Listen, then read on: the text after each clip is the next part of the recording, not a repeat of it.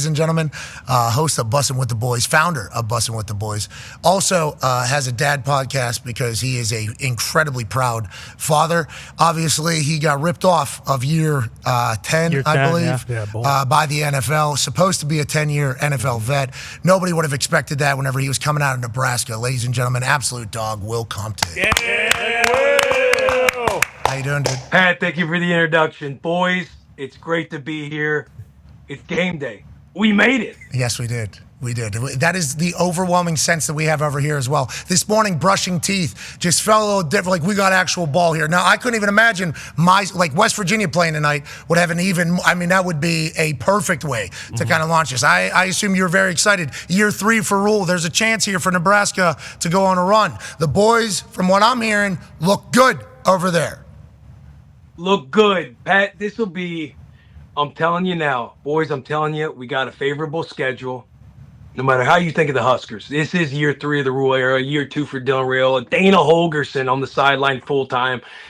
This is going to be the first double-digit win season since Willie C. senior year in 2012. You can book it. You heard it here right now. I'm just letting you know. I can feel it. It's in the air, and it starts tonight against Cincinnati. Trav, he got engaged. When he got engaged, I texted him. I said, hats off to you, trying to distract the world from this ass whooping that's coming on Thursday night. From what I'm hearing, the missus won't be there. So it won't take over the entire world. But, yes, I am a little nervous about the aura of Travis Kelce walking in that stadium. But, again, this is about the Huskers. This is about the Bearcats. This is about stopping. I think it's Thorsby. They got a little dual-threat quarterback. And I'm telling you, it's coming tonight. I swear to God, I feel it. I feel it. I feel it. Matt Rule can give all the speeches he wants to give. Taylor Swift walks in there in a Cincinnati shirt.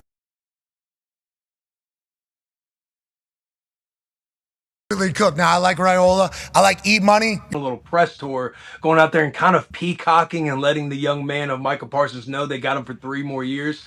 If I'm Micah, I have no clue. Like, I would have too much anxiety, sitting on the couch kind of waiting for the season to unfold, leveraging everything. Am I in shape? Am I not in shape? Can I go?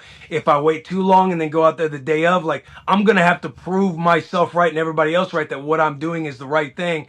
And if you fail or if you get injured or if you do anything else that isn't up to that expectation, it's going to be you're proving the Cowboys and everybody else right. I have too much anxiety thinking about it. I have no clue what's going to happen. I do hope Micha Parsons gets paid because he is an absolute dog for the Dallas Cowboys. But I don't know. I know Jerry loves this game, is what I've gathered from what I've watched. Jerry Jones is in the pocket right now, and this is where he wants to be with Micha Parsons. And I think he respects Micah. I think he respects what Micah's doing. I think he probably respects him, but he's also, I don't think there's any budging happening. The narrative is that the Green Bay Packers are in.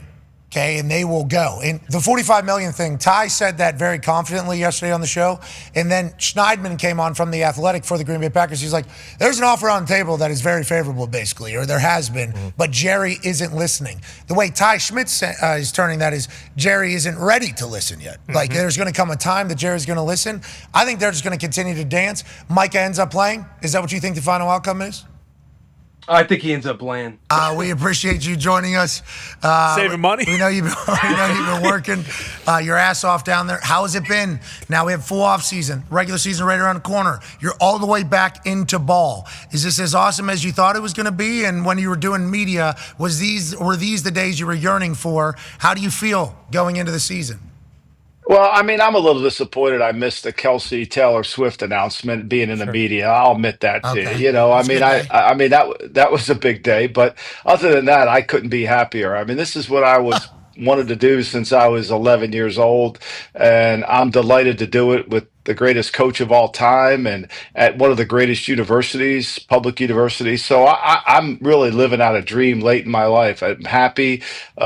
We've got a lot of people working really hard on what we're doing. Our coaches, our support staff, our recruiting's going well. So look, it's all coming together, but we're building a process, and that takes time, and we're building a foundation for sustainable success, and you just don't do that overnight, and it takes time, but we've got players that have bought in completely. I think you'll feel that, Pat, when you come down here Monday night. I think everybody's bought into Coach's program. They love what we're doing, And now we just got to build confidence without evidence. We got to go out there and build that confidence. Rome wasn't built in a day. You said you can't do this overnight in changing an entire culture and trying to build your process. We just had that stat up from Max Olson. A great stat here, by the way. And also makes West Virginia look good, so I love that.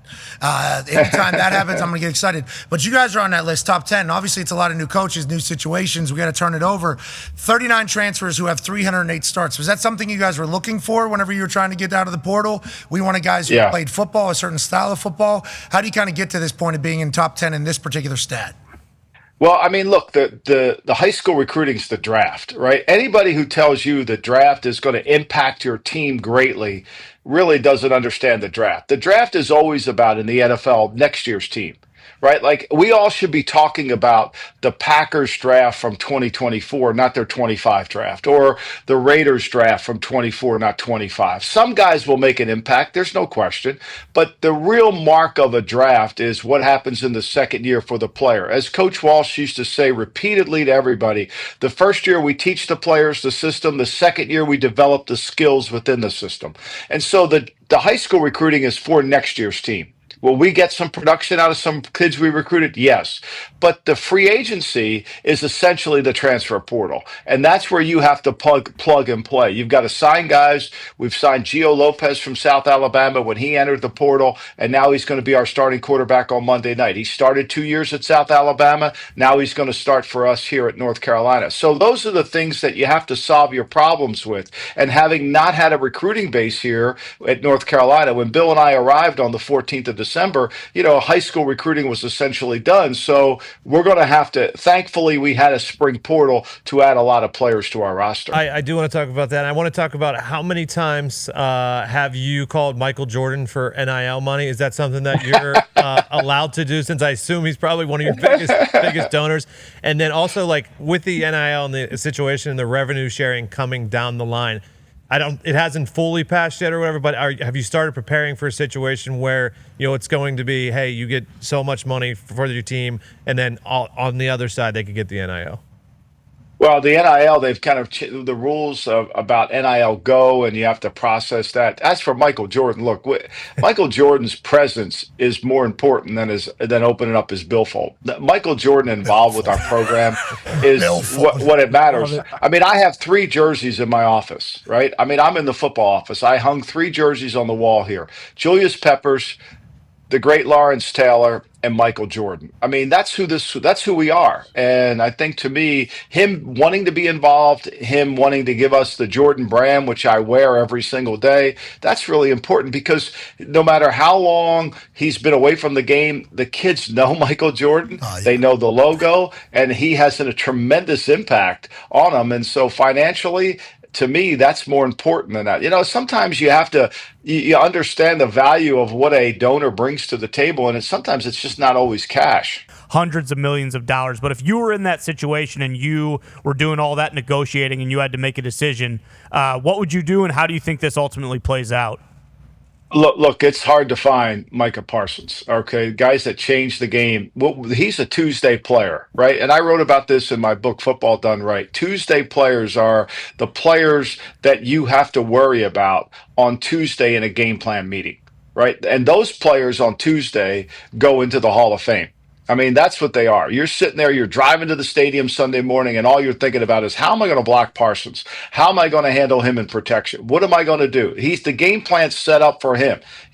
Pat, you had Dwight Freeney. When he went out of the game, we're taking shots down the field, right? When he's in the game, we can't do this, this, and this. That's a Hall of Fame player. And I think that's what Parsons is as well. Now, to me, Jerry has always been late to sign guys. And because of his ability to talk and to convince players, I mean, look, we're in an age now where I can't have a meeting with a player here at North Carolina without someone else in the room, so we can validate exactly what happens, because I don't want to play the I said, you said, she said, he said. I don't want to play that game. And I think you got to be very careful about that, especially when it comes to your locker room. So, look, Jerry's found a way to get through it with Dak Prescott. He's not done it. He's been late to the party to sign him, and now he's at $60 million. but he seems to enjoy it. But I think at this point in his life, the best thing he can do is to get him signed to a long-term contract without having to franchise him for 2 years and having to pay an awful freight to keep him on the roster. Everybody's going to be interested in the guy. I mean, who has pass rushers that can change the game? I mean, that's Lane Johnson we're walking. He's just walked right back there. That guy's a really good player. So he's a hot commodity, and he can tilt the game. And I think what we saw with the Cowboys traded for Charles Haley back in the day, they won Super Bowls after they got Haley. This is the kind of player we're talking about. Joining us now is one of the greatest football coaches of all time. I was very lucky to have him as a college football coach, and now he's back at West Virginia University, the home of tough. Ladies and gentlemen, Coach Rod. Yeah,